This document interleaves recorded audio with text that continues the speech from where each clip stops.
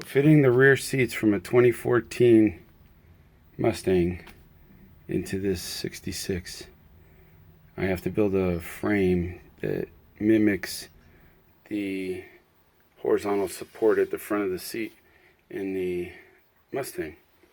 So I made this one piece. Let's see, this is 2 by 2 by, I think that's an 1/8 angle iron. Then I cut holes where the seat plastic fits in and snaps in. I aim this to the back so that if I have to release the seat from the frame, I can. I'm going to weld this to the car to strengthen it and stiffen it. And I rounded the corners because the seat ends before the side of the car, and I'm going to have to fill this with armrest of some kind here, coming off the side and coming down.